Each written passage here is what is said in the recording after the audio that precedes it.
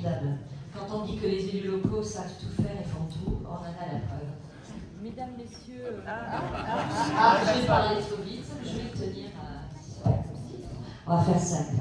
Monsieur le préfet de région, monsieur le député, madame la députée suppléante, mesdames, messieurs les élus, ils sont nombreux, chers collègues, cher Jean-Marc, monsieur le conseiller régional,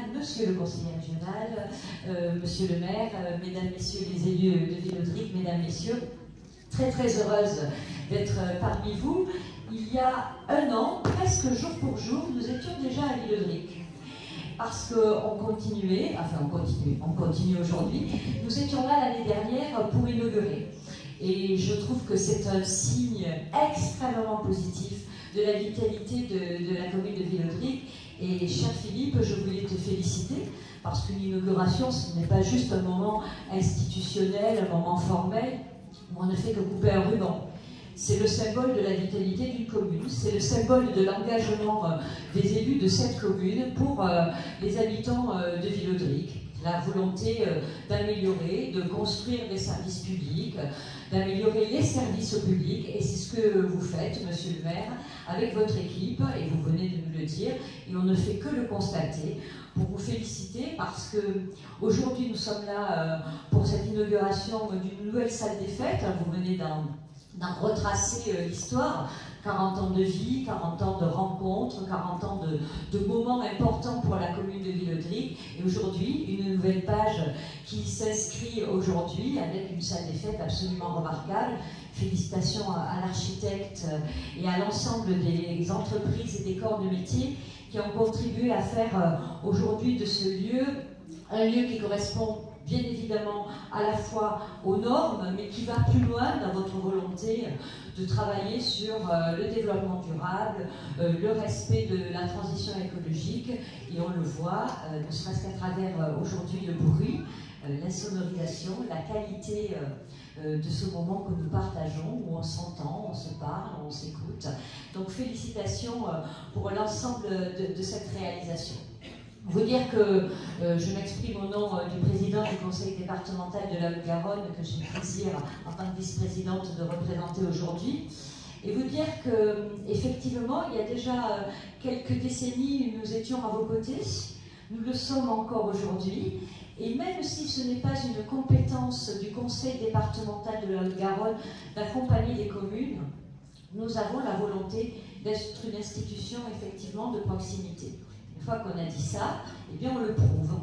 Et donc l'ensemble des subventions qui sont allouées non seulement à la commune de Villodric, mais à l'ensemble des communes du territoire haut-garonnais est une preuve supplémentaire de notre volonté de vous accompagner au quotidien pour que toujours et davantage il y ait de services publics, de services au public pour les Hauts-Garonnais de qualité. Aujourd'hui, on en a la démonstration, donc vous pouvez compter sur nous parce que nous l'avons fait par le passé, par le présent, et nous continuerons, dans la mesure du respect de nos finances, à accompagner l'ensemble des communes de ce territoire avec pour seul objectif d'améliorer la vie au quotidien des habitants du département de la Haute-Garonne. Donc aujourd'hui, on est à Villodric, presque dans le jour pour jour, je le disais, des inaugurations passées, pour un service public à nouveau, ici, rénové, d'une salle des fêtes absolument remarquable.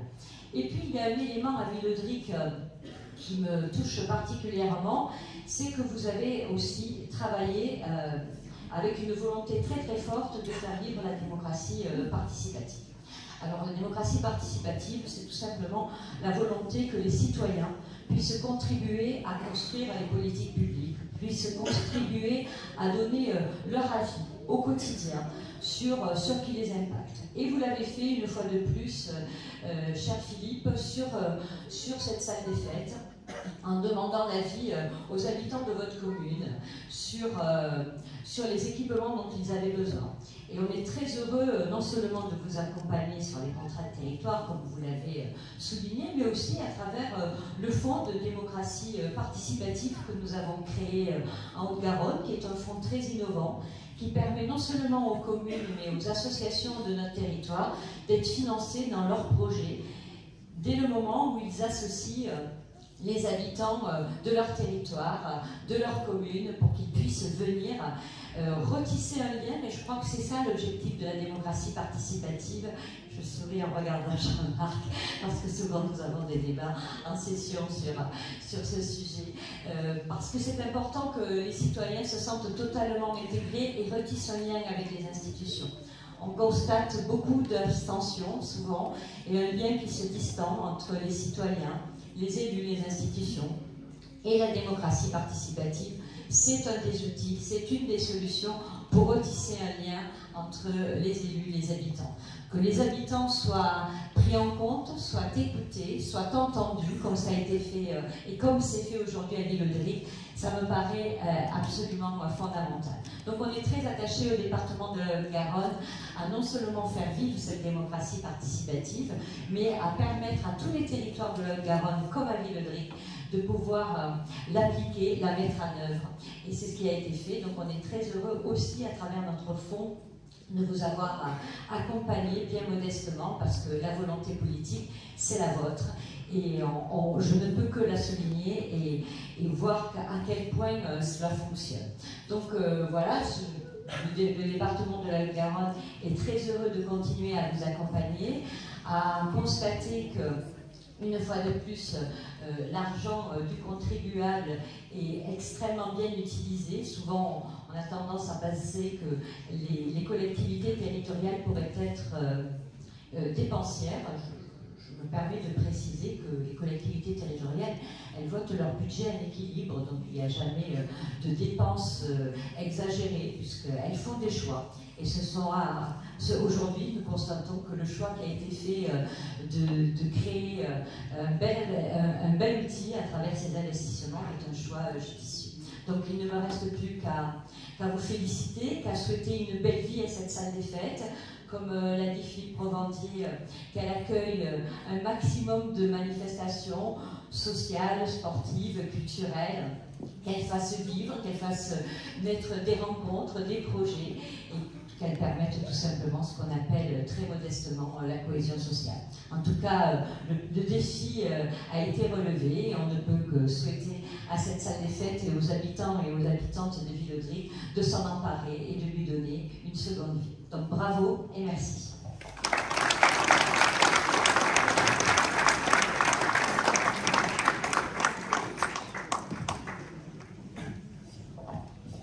Monsieur le préfet, monsieur le député, madame la députée suppléante, monsieur le conseiller régional, madame la vice-présidente du département, monsieur le conseiller départemental, monsieur le président de la communauté des communes, monsieur le maire, mesdames et messieurs les maires des communes voisines, mesdames et messieurs,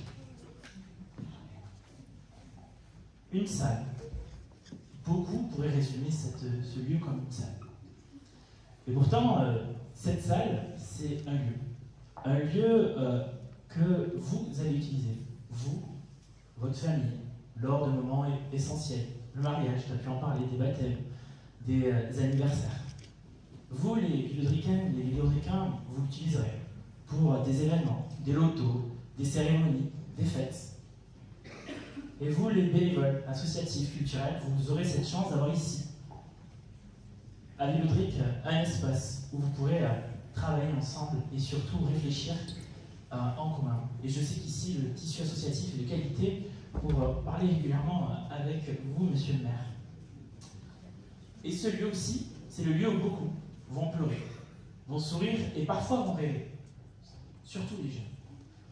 Et notre rôle, à nous, les élus, à l'État, c'est de permettre que chaque habitant d'Occitanie, étant conseiller régional d'Occitanie, puisse bénéficier de cette chance, de ces droits, de ce droit de rêver, de ce droit de croire et de ce droit d'entrecroire. Et surtout de permettre une équité territoriale, qu'on habite Villeudric, Saint-Loup-Carras comme moi, Villemur ou Toulouse, on doit avoir tous ces lieux. Et c'est aussi le rôle de la région Occitanie.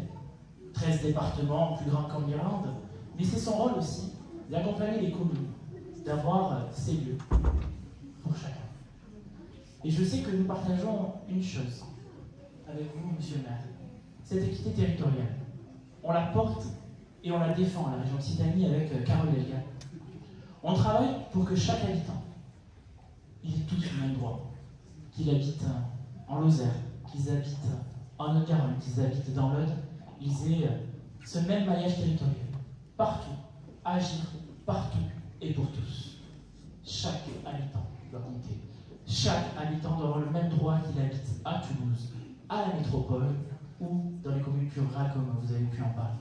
Et donc c'est du rôle de la région aussi, de parfois, oui, subventionner 2, 3, 4, 10, 15 fois plus les communes rurales que les grandes communes qui ont parfois plus les moyens que d'autres. Pour permettre que oui, nos équipements dans chaque territoire puissent avoir. Il y a quelques mois, monsieur le maire, vous m'avez interpellé sur la défense du service public, d'un des services publics qui est l'école. Il y avait une menace de fermer une école ici à l'île d'Autriche. On s'est battu collectivement avec vous, avec CPE, les parents d'élèves, et nous sommes venus au créneau et on avait déjà partagé ce constat. Il faut que ici, oui, les services publics sont essentiels. Les équipements comme celui-ci sont essentiels pour vivre, pour bien vivre à l'île d'Autriche. Mais au-delà d'un équipement, c'est surtout le vivre ensemble qui est permis ici. C'est permettre des moments de bonheur, de partage, de solidarité, d'humanité. Et quand on voit certaines actualités internationales, nationales, et même parfois locales, je crois qu'il fait bon d'avoir ce type de lieu pour retrouver de l'espérance, pour retrouver de l'espoir et surtout de pouvoir rediscuter ensemble. Parce que je le dis ici, et moi je le vis au quotidien au Conseil régional, le repli sur soi et le populisme n'est jamais une solution. Il n'est que le négatif de ce qui peut être fait pour vous et pour les habitants.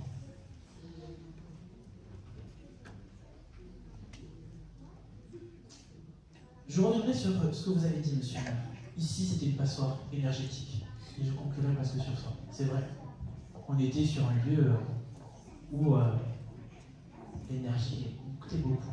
Mais je crois que vous avez eu cette intelligence de construire, de reconstruire, de rénover, mais d'avoir une ligne directive. Celle de penser à notre jeunesse, de penser à l'environnement et de mettre les moyens d'avoir un bâtiment exceptionnel. Et je crois que je peux donner un exemple, j'en discutais avec Denis Paris. Il y a vos techniciens, il était impossible, il y a quelques temps, lorsque vous avez réfléchi, de récupérer l'eau de manière enterrée. Ça avait été réfléchi. Mais vous avez décidé, en avril dernier, vous, de mettre en place des récupérateurs d'eau pour derrière utiliser l'arrosage municipal. C'est cela, la politique du concret. C'est cela, penser à nos jeunes qui sont aujourd'hui présents. C'est penser que oui, on peut faire par des petits gestes changer l'avenir de nos jeunes. Je ne serai pas beaucoup plus long. Je voulais juste rappeler, comme a dit Madame la vice-présidente, ici, on a une volonté politique. Une volonté politique. C'est important, c'est des choix, c'est de l'argent. Mais vous avez fait le choix d'agir pour les habitants, d'agir pour nos jeunes et d'agir pour tous. Donc juste, merci à vous, à vos équipes et longue vie à cette belle salle que je retrouverai très rapidement. Je vous remercie.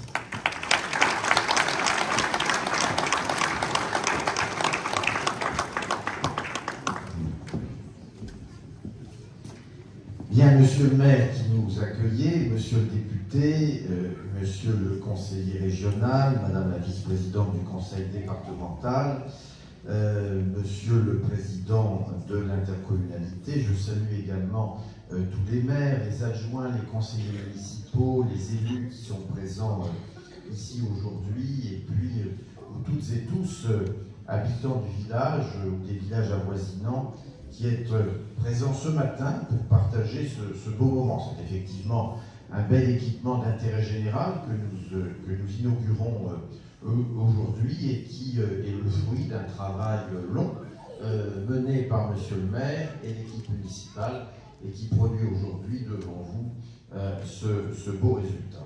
Alors c'est un lieu, vous y avez fait allusion monsieur le maire, c'est un lieu qui a une histoire qui était une passoire thermique, qui était exiguë, qu'il fallait agrandir, qui avait aussi quelques petits sujets de cohabitation, on peut aussi le dire comme ça, et qui donc devaient impérativement être retravaillés, reconfigurés, remis aux normes, et vous l'avez fait tant sur le plan phonique que sur le plan thermique, que s'agissant plus largement de l'ensemble des normes environnementales, et soyez-en à cet égard félicités. Alors c'est important, cela a été très bien dit, de disposer de services publics et d'équipements d'intérêt général, spécialement dans une zone comme la vôtre, monsieur le maire, qui est à la fois une zone rurale, mais qui en même temps connaît un développement important, une pression démographique significative. Sous votre contrôle, la population a augmenté de plus de 8% depuis 2014, donc en moins de 10 ans. On voit bien la pression qui s'exerce et donc la nécessité de travailler à la qualité du cadre de vie pour les habitants et à faire en sorte qu'il y ait un développement rationnel, maîtrisé. Alors, je ne m'attarderai pas tant sur la salle elle-même. C'est évidemment un équipement magnifique que vous livrez, monsieur le maire, mais peut-être pour la prendre un peu en exemple, quelque part, sur ce qui doit maintenant nous guider quand on est responsable public, fonctionnaire ou élu, et que l'on conçoit des projets d'aménagement, avec deux axes de travail auxquels il faut être particulièrement attentif. Celui d'abord de l'étalement urbain. Et c'est un défi important quand on est dans une commune ou dans des territoires qui connaissent cette pression démographique à laquelle je fais allusion. C'est la raison pour laquelle le dispositif du ZAN va être décliné et va nous conduire à être effectivement plus économe en termes de consommation d'espace, plus attentif, à mieux organiser l'habitat, à densifier, préserver nos cœurs de village, éviter qu'ils dépérissent par endroits alors qu'ils s'étendraient à leur porte, enfin bref, d'essayer de penser un aménagement du territoire plus intelligent, plus vertueux, plus économe. Et s'agissant, deuxième axe de travail, je voudrais souligner des bâtiments publics, et nous y sommes là au cœur, la nécessité de prendre en considération la rénovation thermique. Nous allons devoir, dans les prochains mois, prochaines années, travailler à la requalification des bâtiments privés, mais surtout des bâtiments publics, pour les mettre aux normes thermiques, pour réaliser des économies d'énergie substantielles. Et d'ailleurs, ce que vous avez fait est exemplaire, monsieur le maire, à cet égard, puisque là aussi, sous votre contrôle, la rénovation de cette salle des fêtes devrait permettre une réduction de la consommation d'énergie primaire de l'ordre de 46% par rapport à l'état initial. Donc c'est tout à fait considérable et c'est emblématique, je le dis, de ce qu'il faut essayer de faire en termes de requalification, de reconfiguration de bâtiments publics. Je pense spécialement aux écoles, puisque nous savons différentes générations d'écoles qui devront être très profondément remaniées. Donc économie du foncier, vigilance sur la requalification thermique des bâtiments publics, et, me direz-vous, tout cela évidemment implique la mobilisation de moyens. Alors moi je veux saluer l'action des collectivités locales, du conseil régional, du conseil départemental, qui apportent évidemment leur aide, et l'État bien sûr est aussi au rendez-vous. Il est par le biais des subventions d'investissement versées aux communes, je pense essentiellement à la DETR et à la DSIL, mais il est aussi dans le cadre d'un fonds spécifique. Je salue spécialement monsieur le député qui travaille dans le cadre de la configuration de la loi de finances, qui est le fonds vert. Et le fonds vert est un fonds important dans le département de la Haute-Garonne. C'est un fonds d'environ 26 millions et qui doit, en plus des subventions traditionnelles, permettre, qui a vocation à accompagner les collectivités pour justement réaliser cette transition écologique dont nous avons tant besoin. Donc sachez, je le dis aux élus ici présents, que ce fonds est renouvelé en 2024 et qu'il aura vocation à être très ciblé, pas uniquement, mais très ciblé sur la rénovation des écoles. Voilà à très grands traits ce que je voulais rappeler en vous renouvelant, monsieur le maire, mes félicitations pour ce que vous avez réalisé, car, permet de le dire peut-être aux personnes ici présentes, quand on inaugure un bâtiment public, on voit évidemment la beauté de ce qui est livré, mais voilà, il faut savoir que derrière ça, il y a plusieurs mois, parfois plusieurs années de travaux, concevoir le bâtiment, monter un plan de financement, réfléchir aux différentes subventions, rédiger des marchés, lancer des marchés, suivre la réalisation des travaux, du chantier, parfois gérer des contentieux. Voilà, donc le moment de l'inauguration, il est toujours éphémère, mais en tout cas, il concentre, il symbolise des mois et des mois de travaux et qui sont à mettre à l'actif de votre équipe municipale. Donc bravo à vous, monsieur le maire, et bravo donc à toutes celles et ceux qui ont contribué. Je vous remercie.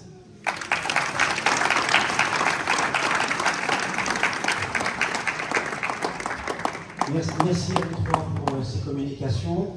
Je vous propose de boire le verre de l'amitié, si vous en êtes d'accord. Hein, voilà. Donc, rapprochez-vous des tables et on va se rafraîchir un peu.